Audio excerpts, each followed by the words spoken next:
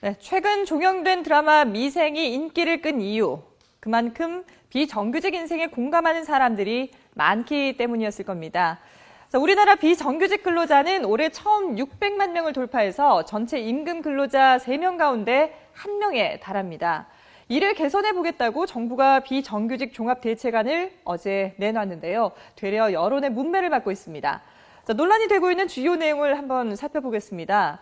35세 이상 기간제 근로자가 원하면 계약 기간을 2년에서 4년으로 연장해주고 또 4년 이후에도 정규직 전환이 안 될 경우에는 연장 기간 동안 지급한 임금의 10%를 이직 수당으로 준다는 것이 핵심입니다. 통상 기간제 근로자의 1년 임금이 2천만 원이라고 본다면 4년 뒤에 전환이 안 돼도 회사는 400만 원의 이직 수당을 지급하면 되는 겁니다. 하지만 노동계는 4년제 비정규직이 채용이 가능해질 경우 기업들이 정규직으로 채용할 인력을 오히려 비정규직으로 대체할 것이라면서 반발하고 있습니다. 직접 들어보시죠. 정부가 발표한 84개 대책 중에서 비정규직을 줄이고 정규직으로 전환하는 대책은 단 한 개도 없다. 박근혜 비정규직 종합대책은 장거래 죽이기 종합대책이다.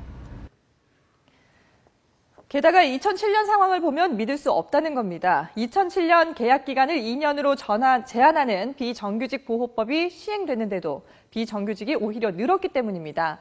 실제로 OECD 조사 결과 우리나라의 1년 뒤 정규직 전환율은 11%로 16개 나라 가운데 꼴찌였습니다.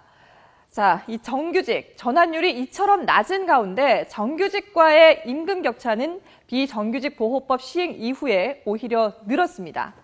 낮은 임금을 감수하고 일해도 정규직이 될 수 없는 장그래의 서름. 드라마 미생에 공감하는 수많은 장그래들이 바라는 건 고용 환경이 안정된 일자리라는 것을 정부 관계자들도 정말 모르는 걸까요?